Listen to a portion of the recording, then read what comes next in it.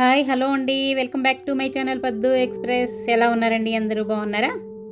ఈరోజు అందరికీ చాలా హెల్తీ రెసిపీస్ చూపిద్దామని మీ ముందుకు వచ్చానండి. అదేంటో తెలుసా? మనకి అంతకుముందు జొన్నలతో చూపించాను కదా, ఈసారి రాగులతో చూడండి. చాలా హెల్తీగా రాగులతో ఎన్ని వెరైటీలు చేసుకోవచ్చో ఇంకా ఉన్నాయండి. ఇవే కాకుండా తర్వాత ఇంకా వేరే వేరే కూడా చూపిస్తాను చూడండి. దీంతో ఇడ్లీ, దోశ, అలాగే గుంట పునుగులు కూడా దీంతో చేసుకోవచ్చు. చాలా చాలా టేస్టీగా ఉంటాయి, హెల్దీ కూడా. చూసారా, మేము వైట్ మానేసామండి. ఎప్పుడన్నా ఎవరన్నా వస్తే నేను దీనికి కావాల్సినవి చూసారా, రాగులు ఒక 2.5 కప్పులు తీసుకున్నాను. దానికి మినపగుళ్ళు 1 కప్పు తీసుకున్నాను. 1 కప్పు మినపగుళ్ళకి 2.5 కప్పులు రాగులు తీసుకున్నాను అనమాట.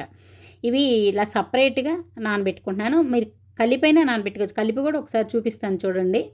నేను 1 కప్పు మినపగుళ్ళు తీసుకున్నాను. ఇవి బాగా కడిగి తర్వాత దీనిలో నీళ్లు పోసుకొని నానబెట్టుకోవాలి. నేను పొద్దున పూట నానబెట్టేశాను, సాయంత్రం మిక్సీ వేసుకుంటున్నాను అనమాట. చూడండి, దీనిలో మెంతులు కూడా వేసేసి కొంచెం మెంతులు కూడా వేయాలి, అప్పుడే బాగుంటాయి అన్నమాట. తర్వాత చూడండి, ఇవి అటుకులు 1 అరకప్పు అటుకులు తీసుకున్నాను. ఇవి నేను బ్రౌన్ కలర్ అటుకులు తీసుకున్నాను. చూసారా, అటుకులు కూడా నేను వైట్ తీసుకోవట్లేదు, బ్రౌన్ కలర్ తీసుకుంటున్నాను. అంటే ఎంత హెల్తీనా మీరే ఆలోచించండి. ఇప్పుడు అవన్నీ నానిన తర్వాత సాయంత్రం వీటిని కడిగేసి చూడండి మిక్సీ జార్లో వేసుకొని, ఇవి గ్రైండర్లో అయినా వేసుకోవచ్చు. నేను కొంచెమే ఉన్నాయి కాబట్టి మిక్సీ జార్లో వేసుకున్నాను. ఎక్కువైతే గ్రైండర్లో వేసేస్తాను. దీనిలోనే చూడండి అటుకులు కూడా వేసేసాను. ముందు ఇది మిక్సీలో వేసుకొని పిండి చేసుకున్నాను చూడండి. దీనిలో కావాలంటే సాల్ట్ కూడా మనం ఇప్పుడే వేసేసుకోవచ్చండి, లేదంటే మనం వేసుకునేటప్పుడు అప్పుడు కలుపుకోవచ్చు. ఇప్పుడు చూడండి, తర్వాత రాగులు వేస్తున్నాను. చూసారా, ఈ రాగులు కూడా వేసుకొని దీన్ని మిక్సీలో పేస్ట్ చేసుకొని చూడండి ఇదే పిండిలో వేసి కలుపుకోవాలి. చూసారా, బాగా దీన్ని కలిపేసుకోవాలి. ఇది చేత్తో కలిపితేనే బాగా పొంగిద్దండి, స్పూన్తో కంటే కూడా చేత్తోనే కలుపుకుంటే బాగా పొంగుతుంది. ఇలా బాగా రెండు కలిసేలాగా చక్కగా కలిపేసి వీటిని మూత పెట్టుకొని నైట్ అంతా బయటే ఉంచాలి. ముందుగానే ఫ్రిడ్జ్లో పెట్టుకోకూడదు. చూడండి, మరుసటి రోజు పొద్దున్నే చూస్తే చక్కగా పొంగింది. చూసారా, రాగి కాబట్టి మీకు ఆ కలర్ కనిపిస్తుంది. రాగులు కదా, కలబెట్టిన తర్వాత చూడండి ఇలా ఉంటుంది. ఇది చూడండి కలిపి కూడా అన్నాను కదా, చూడండి ఇలా కలిపి నానబెట్టుకొని ఇలాగ అటుకులు కూడా నానబెట్టుకొని మొత్తం కలిపి ఇలా మిక్సీ వేసుకున్నా కూడా చూడండి అది కూడా ఇంత బాగా వస్తుంది. అంటే నేను ఒక్కోసారి అలా చేస్తుంటాను, ఒక్కోసారి ఇలా చేస్తుంటాను అనమాట. అందుకని 2 పద్ధతులు కూడా నేను ఒక వీడియో తీసుకొని మీకు చూపిస్తున్నాను. తర్వాత చూడండి, పొంగిన తర్వాత ఫస్ట్ రోజు ఇడ్లీ వేసుకోవచ్చు. చూసారా, ఇడ్లీ ప్లేట్లకి కొంచెం నెయ్యి రాసుకొని దానిలో ఇడ్లీ గుంటల్లో చక్కగా వేసేసుకుంటున్నాను ఈ పిండిని. చూడండి, చక్కగా ఇడ్లీ పిండిలో ఇలాగ ఇడ్లీలాగా వేసుకుంటే అది ఫుల్ వేయక్కర్లేదు, ఎందుకంటే మరీ పైకల్లా వేస్తే తర్వాత ఒకదానికి అంటుకుంటాయి అన్నమాట, ఉబ్బుతాయి కదా తర్వాత. చూడండి, ఇలాగా వేసేసుకొని మనకి ఎన్ని ప్లేట్లు కావాలంటే అన్నీ వేసుకొని ఇలా కొంచెం ట్యాప్ చేసుకుంటే మధ్యలో గ్యాప్స్ ఏమన్నా ఉంటే ఫిల్ అయిపోతాయి అన్నమాట. కుక్కర్లో నీళ్లు పోసి ముందుగా బాయిల్ చేసుకున్నాను. తర్వాత ఈ ప్లేట్లు పెట్టుకొని మూత పెట్టి మీడియం ఫ్లేమ్లో ఒక 10 నిమిషాలు చూడండి, తీసి చూస్తే ఇంకొంచెం అంటుకుంటున్నాయి. తర్వాత మళ్ళీ మూత పెట్టేసి మళ్ళీ ఒక 5 నిమిషాలు ఉంచాను. టోటల్గా ఒక 15 to 20 మినిట్స్ అండి, ఉడికిపోతాయి. చూసారా ఎంత బాగా ఉబ్బినాయో, చక్కగా వచ్చినాయి. వీటిని కొంచెం 1 నిమిషం చల్లారనివ్వాలి, తర్వాత తీస్తే బాగా వస్తాయి అన్నమాట, అంటుకోకుండా చక్కగా.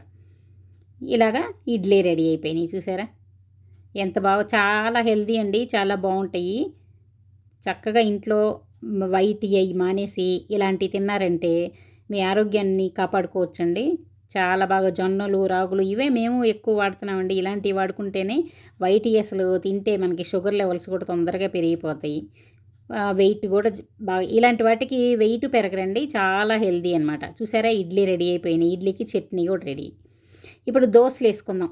చూడండి, ఫస్ట్ రోజు ఇడ్లీ వేసుకొని అలాగే రెండో రోజు దోశలు వేసుకోవచ్చు ఇలాగా. చూసారా, దోశ ముందు కొంచెం అంటే అంతకుముందు వేసిన పెనం అనమాట, దాని మీద ఉల్లిపాయ రుద్దేసి అస్సలు ఆయిల్ వేయలేదు. చూసారా, ఆయిల్ వేయకుండా దోశ వేసుకుంటున్నాను. రాగిపిండి ఎంత బాగా వస్తున్నాయి దోశలు చూడండి, చాలా బాగా వస్తున్నాయి కదా. చూడండి, పైన కొంచెం ఆయిల్ చల్లుకుంటున్నాను అంతే. దీన్ని ఇంకా చాలా రకాలుగా కూడా చేసుకోవచ్చండి దోశని. ఇలా ఇది ప్లెయిన్ దోశ అనమాట. ప్లెయినే కాకుండా దీంతోనే మసాలా దోశ చేసుకోవచ్చు, ఊతప్పం చేసుకోవచ్చు, ఎలాగైనా చేసుకోవచ్చు అండి. మనం ఎలా చేసుకున్నా కూడా చాలా బాగా వస్తాయి. చూసారా? ఇంత కలర్ మాత్రం ఇలా ఉంటుంది అంతే. టేస్టు బాగుంటుంది, చాలా బాగుంటుంది. అలాగే హెల్త్కి కూడా చాలా మంచిది కదా. చూసారా? ఇది ప్లెయిన్ దోశ.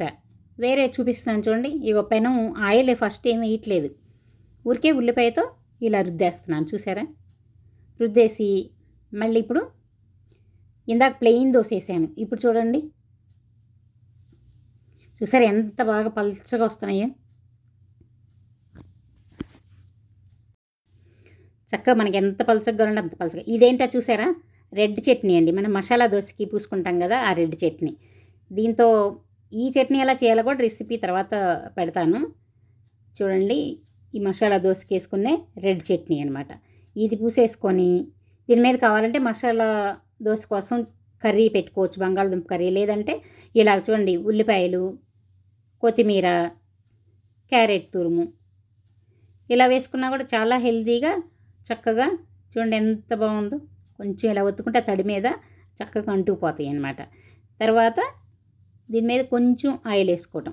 ఎంతండి, ఒక్క హాఫ్ స్పూన్. ఎక్కువ ఆయిల్ కూడా ఫస్ట్ అసలు ఆయిల్ వేయలేదు కదా, ఇప్పుడు కొంచెం వేసుకుంటున్నాను. చూడండి ఎంత బాగా లేచి వచ్చేస్తుంది. చూసారా? ఈజీగా వచ్చేస్తుంది చూడండి. చూసారా ఎంత బాగా, కలర్ కూడా ఎంత చక్కగా ఉంది చూడండి. ఇలా చూస్తుంటేనే తినాలనిపిస్తుంది కదా. గొంతు జలుబు చేసి కొంచెం ఇబ్బందిగా ఉంది. చూసారా? వాయిస్ కొంచెం మారిపోయింది అనమాట, వాతావరణం మారింది కదా అందుకే. మళ్ళీ చూసారా? మళ్ళీ ఖాళీ పెనం మీదే ఉల్లిపాయ రుద్దుకున్నాను, మళ్ళీ దోశ వేసుకున్నాను. చూడండి ఎంత ఈజీగా వచ్చేస్తున్నాయో, అసలు ఏం కష్టం అక్కర్లేదు. చూసారా? మళ్ళీ రెడ్ చట్నీ దానికి పూసేసుకుంటున్నాను. ఇప్పుడు ఇలా పూసుకున్నాక ఈ ఉల్లిపాయలు వీటి బదులు మనం బంగాళదుంప కూర రెడీ చేసేసుకొని పెట్టుకున్నాం అనుకోండి, ఏముంది, మసాలా దోశ రెడీ అయిపోతుంది అనమాట. అది కూడా ఇంకోసారి చూపిస్తాను. ప్రస్తుతానికి ఈ రాగి దోశలు ఇవి చూపిస్తున్నాను కదా చూడండి. ఇప్పుడు దీనిలో ఉల్లిపాయలు, అలాగే కొత్తిమీర, క్యారెట్, కావాలంటే పచ్చిమిరపకాయలు కూడా వేసుకోవచ్చండి. నేను పచ్చిమిరపకాయలు వేసానంటే మా ఇంట్లో పచ్చిమిరపకాయలు తగిలితే నన్ను తిడతారనమాట. తర్వాత లాస్ట్లో వాళ్ళకి ఎవరికి చెప్పకుండా నేను పచ్చిమిరపకాయలు ఎక్కువగా కోసుకొని వేసేసుకుంటూ ఉంటాను, వాళ్ళు ఎవరు చూడకుండా. ఎందుకంటే చూసినా కూడా తిడతారనమాట. చూసారా? కొంచెం డ్రై అయిన తర్వాత ఒక హాఫ్ స్పూను ఆయిల్ అలా వేసేసుకున్నాను. చూడండి చక్కగా వచ్చేస్తాయి ఈ దోశలు, ఏమి ఇబ్బంది లేకుండా. చూడండి ఎంత బాగా కాలిపోయినాయో. చూడండి ఆ కలర్ చూసారా ఎంత బాగుందో. చూసారా?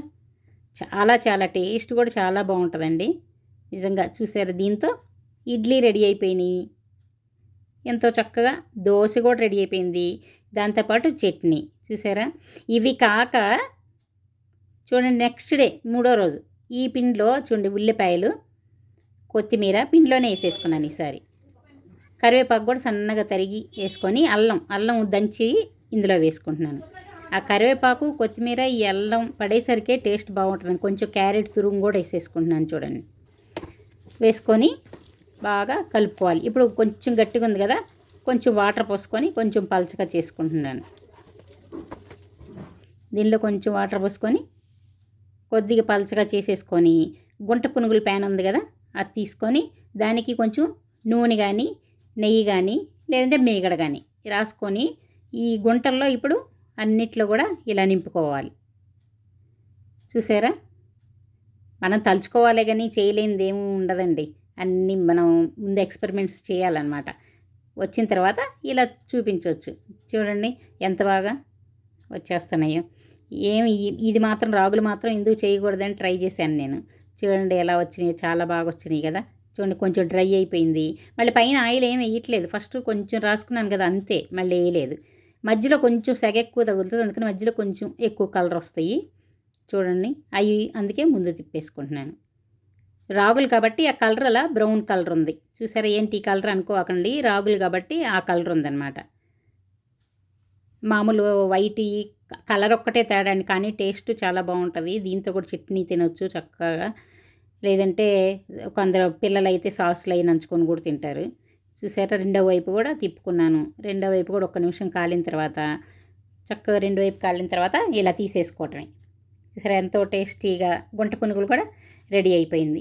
ఒకే పిండితోటి 3 ఐటమ్స్ చూసారా. ఫస్ట్ రోజు ఇడ్లీ వేసుకోవచ్చు, రెండో రోజు దోశ వేసుకోవచ్చు, మూడో రోజు గుంట పునుగులు. ఒకే పిండితో ఎప్పుడు ఒకే ఐటెం చేసుకొని బోర్ కొట్టే కంటే ఇలా చేసుకోవచ్చు. దీనిలోకి చట్నీ ఏం చేశానో తెలుసా? ఇది బ్రీఫ్గా చూపిస్తున్నాను చూడండి. వేరుశెనగ గుళ్ళతోటి ఎండుమిరపకాయలు వేసి కొంచెం కొబ్బరి వేసాను. ఇవి వేగిపోయిన తర్వాత దీనిలో కొంచెం మన పుట్నాల పప్పు ఉంటుంది కదా, వేయించిన శనగపప్పు, అది కూడా కొంచెం వేసుకోవాలన్నమాట. వేసుకొని అంటే ఈ స్టవ్ ఆపేసినాక అది వేయించక్కర్లేదు, ఇంతవరకు వేగితే సరిపోతాయి. ఇది లాస్ట్లో ఆ వేడి ఉండగానే ఊరికే దానిలో కొంచెం వేసుకొని అలా తిప్పేసుకొని దీన్ని మిక్సీలో కొంచెం చింతపండు, అల్లం, జీలకర్ర, వెల్లుల్లిపాయలు వేసుకొని మిక్సీలో వేసుకుంటే చట్నీ రెడీ అయిపోతుంది. చూసారా, ఇడ్లీతో ఇదే చట్నీ తినొచ్చు, దోశతోటి ఇదే చట్నీ తినొచ్చు, గుంట పునుగులతో కూడా ఇదే చట్నీ. చూసారా, 3 రకాల టిఫిన్లు రెడీ అయిపోయినాయి. చూసారా ఎంత హెల్తీగా ఎంత చక్కగా రెడీ అయిపోయినాయో. మీరు కూడా తప్పకుండా ట్రై చేయండి. హెల్తీగా ఇంట్లో అందరికీ చక్కగా హెల్తీగా పెట్టేసేయండి. అందరూ ఎంతో ఆరోగ్యంగా ఉంటారు కదా. ఎలా ఉందండి ఈ వీడియో? మీకు నచ్చింది కదా? నచ్చితే ఇంకెందుకండి ఆలస్యం, లైక్ చేయండి, ఇంకా మీ ఫ్రెండ్స్కి బంధువులు షేర్ చేయండి. ఇంకా సబ్స్క్రైబ్ చేసుకొని వాళ్ళు త్వరగా సబ్స్క్రైబ్ చేసుకోండి. మళ్ళీ ఇంకో వీడియోతో మీ ముందుకు వస్తాను. సెలవు, బాయ్ బాయ్.